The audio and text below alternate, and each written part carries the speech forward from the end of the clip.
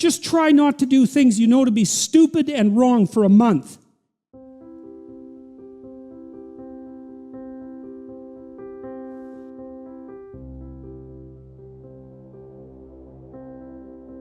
I'm doing one thing really stupidly that I should stop doing. It's like, how long is it going to take you to figure out what that is?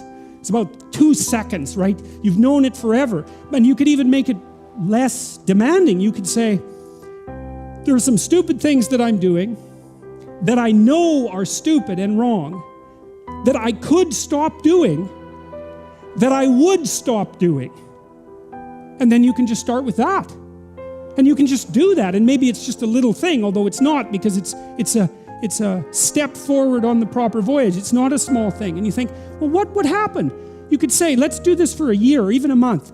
Just try not to do things you know to be stupid and wrong for a month.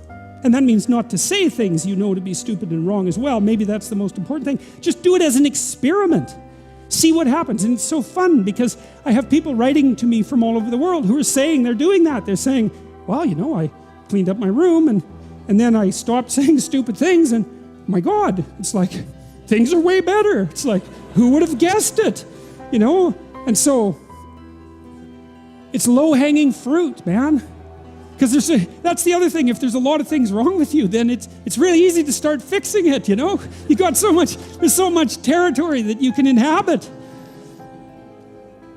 I will make of thee a great nation. I will bless thee. That's good.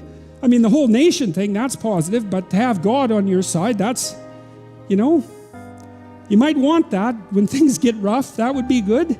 And make thy name great, and thou shalt be a blessing. Wonderful. That's a good deal. And I will bless them that bless thee. That's good too. And curse him that curseth thee. And in thee shall all families of the earth be blessed. That's something.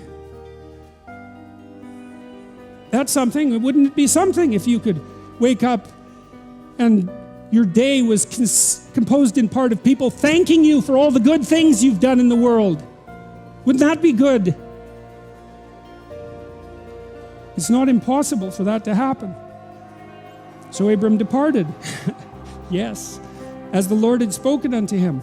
And Lot went with him. And Abram was 70 and 5 years when he departed out of Haran. That's old. Now Abraham lives a long time, but this is also part of the story. So he has a wife who can't have children. He has nothing. Obviously, he's been hanging around Dad's shack for a little too long, given that he's 75, right? It's time to get a fire lit underneath him a bit. And so he's not got much going for him, but he still decides to move forward. And I've seen this too, like if you don't have your destiny in hand by your time you're 30, it's rough. You start hurting. And if you don't have your destiny in hand by the time you're 40, then you really start hurting. And 40 is a real fork in the road.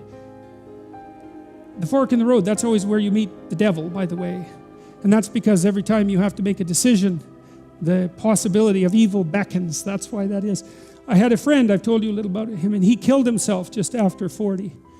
He had a book published with a very small press. He was quite a good writer, but he could not get himself together, and it hit him too hard at 40. And I'm not saying that it's hopeless at 40. I'm not saying that. And I'm not saying that partly because of these verses, but also partly because of what I've seen in my clinical practice. I've had people come to me who have had very chaotic and ill-spent lives, let's say, who were in that neighborhood of age. And it's true for people who are older as well, who then decided to make a real effort and to try to make where they were better, instead of being bitter about where they weren't, because that's the bitterness that really does you in.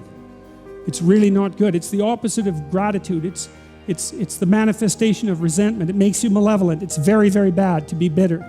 It's hell to be bitter. And if you're 40 and you're not successful, then you have to accept your lot and you have to start to improve what's right in front of you. And if you do that, it doesn't take very long. It's quite interesting to watch people. Things can be a lot better in 6 months and they can be way better in 2 years. Like, it's a struggle, uphill struggle, but it's by no means impossible. And I don't know, again, what the limit of that is. I suppose it depends to some degree on the degree of your commitment. But anyway, so it's another indication of the the real validity of this story. God isn't setting this up to be easy, right? Abraham's old, and his wife is old too, and more than that, she's barren. How is he going to be the father of nations? How is he going to be successful? Well, the initial departure point is insufficient, radically insufficient. And that's very inspiring, because it means that you can start from where you are.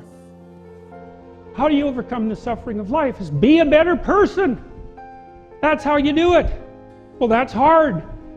It takes responsibility. And I think, if you said to someone, you want to have a meaningful life?